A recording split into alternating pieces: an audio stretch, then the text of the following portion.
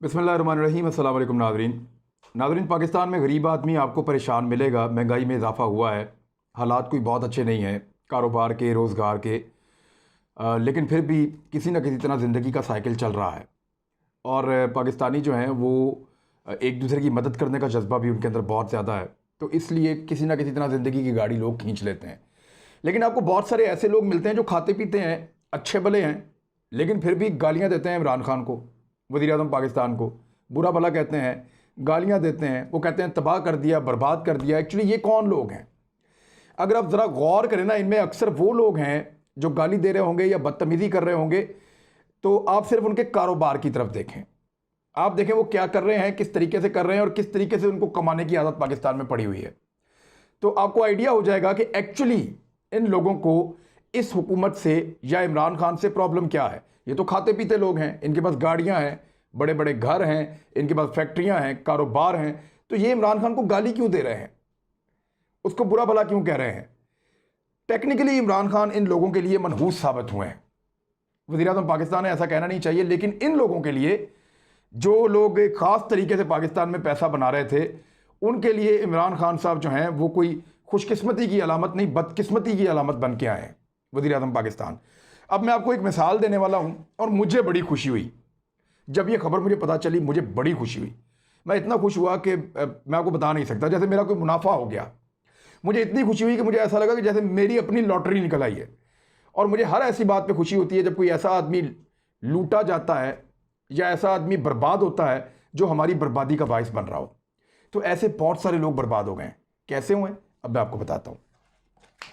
थोड़े दिन पहले N95 मास्क जो है, जो बहुत अच्छा मास्क बताया जाता है, ये आप तस्वीर में देख लें, ये बहुत अच्छा मास्क है। डॉक्टर्स को ये पहनना होता था, या आप हॉस्पिटल में जाते थे, या ऐसी जगहों पे जहां पे कोरोना फैलने का ज़्यादा खतरा है, तो कोशिश होती है लोगों की कि ये वाला मास्क इस्तेमाल किया जाए। N95 मास्क ये बड़ा कीमती हो गया था पाकिस्तान में। ये 2000 रुपए का एक पीस भी बिका है, बाज़ जगहों पे 2000 से भी महंगा बिका है। मेरे दोस्त हैं डॉक्टर गयासुल हसन, बड़े अच्छे इंसान हैं, बड़े अच्छे डॉक्टर हैं। उन्होंने अपने हॉस्पिटल के डॉक्टर्स के लिए, उन्होंने, क्योंकि गवर्नमेंट दे नहीं पा रही थी, तो उन्होंने एक फंड इकट्ठा किया और उन्होंने कहा जी हमें ये मास्क हर हाल में चाहिए, वरना हमारे डॉक्टर्स को कोरोना वायरस हो जाएगा। गयास साहब को भी, गयासुल हसन साहब जो डॉक्टर हैं, उनको भी हो गया था अनफॉर्चुनेटली, लेकिन अल्लाह का शुक्र है वो सर्वाइव किए हैं और उन्होंने बेशुमार लोगों की मदद भी की है ठीक होने के लिए। तो अल्लाह ताला इन डॉक्टर्स को जज़ा अता फरमाए।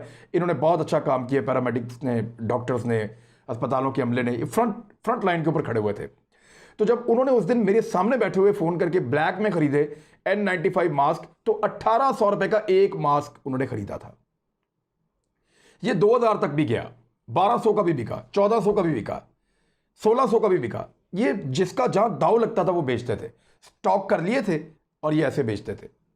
अब उस वक्त क्योंकि इसकी कीमत बढ़ रही थी और ये खबरें आ रही थी कि कोरोना आने वाले वक्त में और फैलेगा और फैलेगा, तो माफिया इसको इकट्ठा करना शुरू हो गया। उन्होंने ऑर्डर दे दे के बनवाना शुरू कर दिए। 500-500 रुपए का मास्क उन्होंने खरीदा, 1,000 रुपए का मास्क उन्होंने खरीदा कि जब वक्त आएगा तो हम 2,000 का बेचेंगे, डबल मुनाफा करेंगे, 4 गुना मुनाफा करेंगे। ये किया माफिया ने। फिर हुआ क्या, अब वो मास्क पता कितने का है मार्केट में? 150 रुपए का, और बाज़ जगहों पे इससे भी कम पैसों का। और चीजें बताता हूं मैं आपको। एंटीबॉडीज टेस्टिंग किट्स, ये जितनी आपकी लेबॉर्टरीज है ना, अब ये बड़ी महंगी ये किट थी इसकी, और ये 2500 रुपए तक का इसका टेस्ट करते थे। तो ये किट्स इन्होंने इकट्ठी कर ली, बहुत सारी खरीद ली कि लोग आएंगे हमसे, जो है वो बार बार अपने टेस्ट करवाएंगे और हम उनसे पैसा बनाएंगे। तो ये करोड़ों अरबों रुपए की उन्होंने खरीद के अपने पास रख ली। अब उनसे कोई वापस लेने वाला नहीं है। हैंड सैनिटाइजर्स, जो इंतहाई सस्ती एक चीज थी, बाजार में पड़ी हुई होती थी, छोटी छोटी शीशियों में इन्होंने ऐसे बेचा है जैसे एक एक बूंद बेच रहे हैं। 1000 रुपए की इतनी इतनी छोटी छोटी सी बोतल, आप सोच नहीं सकते थे इतना महंगा इन्होंने बेचा। और फिर क्या किया, बहुत बड़े पैमाने पर लेके इन्होंने स्टॉक कर लिए। उस वक्त जब कौम को उसकी जरूरत थी, इन्होंने स्टॉक किए, इन्होंने जखीरा अंदोजी की और जमा कर लिए, और महंगे दामों लेकर जमा कर लिए कि हम बाद में जब जुलाई के आखिर में और अगस्त के मिड तक एक बड़ा जबरदस्त एक कोरोना का वबा आने वाली है, उसमें हम इसको इस्तेमाल करेंगे। अब कोई इनसे वो लेने वाला नहीं है। इसी तरह इन्होंने इंजेक्शंस जो जान बचाने वाले हैं, जो फेफड़ों का जब मर्ज़ आपको हो जाता है, जब कोरोना फेफड़ों में चला जाता है और बहुत बुरी हालत हो जाती है मरीज़ की, तो उसको इंजेक्शन्स चाहिए होते थे। वो इंजेक्शन्स इन्होंने ब्लैक में लेके स्टोर कर लिए। जो इंजेक्शन चंद हज़ार का है वो इन्होंने 1.5 2 4 लाख में बेचा है और बाज़ जगहों पे इससे ज़्यादा महंगे बेचे हैं। और वो एक एक दिन में 2 इंजेक्शन 3 इंजेक्शन भी लोगों को लगते रहे। इतनी ज़बरदस्त लूट मार की है इन्होंने। अद्वियात, वो अद्वियात जो कोरोना के मरीज इस्तेमाल करते थे उनको ब्लैक कर देते थे, इकट्ठी करते थे, ज़ख़ीरा अंदोज़ी कर देते थे, वो सारी भी इनके पास जमा। दवाइयाँ जमा कर ली, मास्क जमा कर लिए, ग्लव्स जमा कर लिए, हैंड सैनिटाइजर जमा कर लिए, इंजेक्शन जमा कर लिए और पीपीईज यानी वो जो प्रोटेक्शन की जो इक्विपमेंट था डॉक्टर्स का और पैरामेडिकल्स का और जो लोगों के लिए होता है वो भी सारा इन्होंने जमा किया और अरबों रुपए की इन्वेस्टमेंट कर ली इन काला बाजारी में पैसा कमाने वाले लोगों ने, इन लालची लोगों ने बहुत बड़ी इन्वेस्टमेंट की और ये सोचा कि हम तो लूट के खा जाएंगे इनको, ये कौम मजबूर होएगी, हमारे पैरों में गिरेगी, हम अपनी मनमानी कीमत के ऊपर इनको चीजें देंगे। ऑक्सीजन के सिलेंडर्स, इवन वो छोटा सा सैचुरेशन मीटर होता है वो चंद 100 रुपए का मिलता था, वो हजारों रुपए उसकी कीमत पहुंच गई। जो उंगली पे लगा के उसका वो ऑक्सीजन लेवल चेक करते हैं, वो भी नहीं मिल रहा था, ब्लैक में।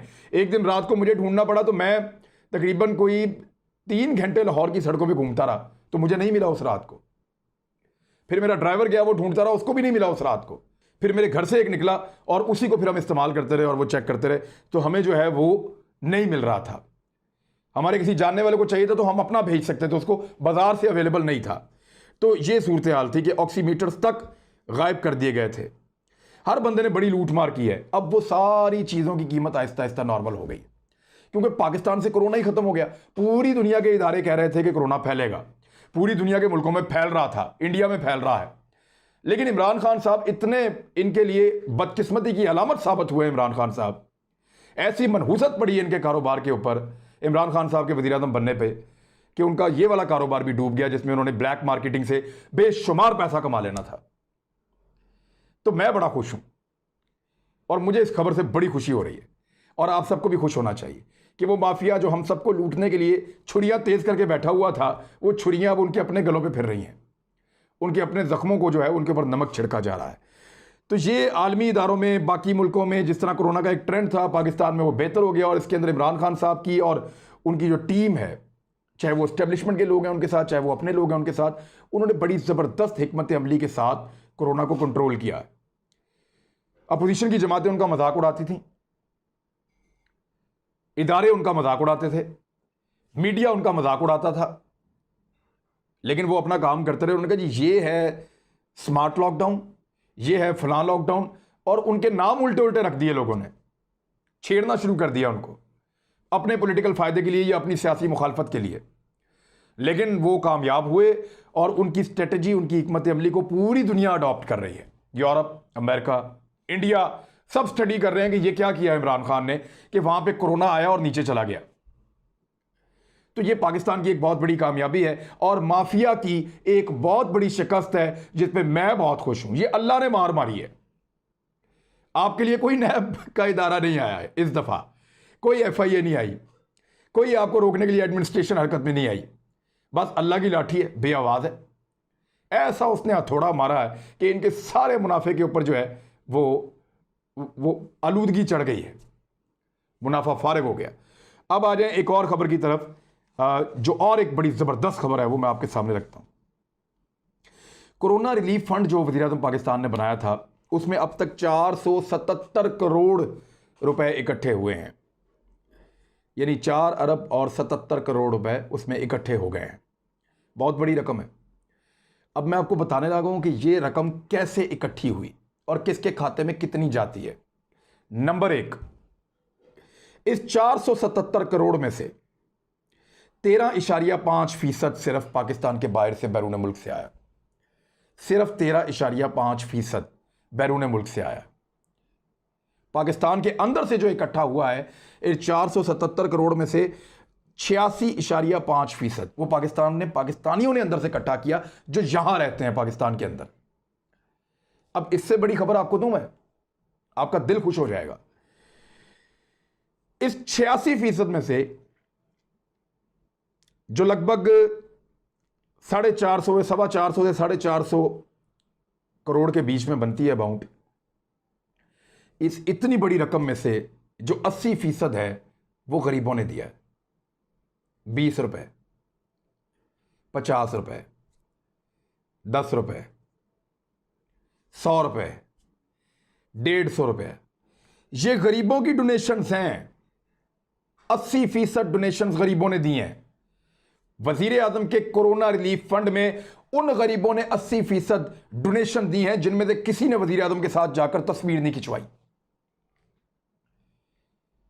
और जो बाकी 20% है उसमें से कुछ लोगों ने, वो ऐसे हैं जिन्होंने बिल्कुल खामोशी के साथ अपना नाम सामने लाए बगैर पैसे जमा करवाएं और अच्छे खासे पैसे जमा करवाएं।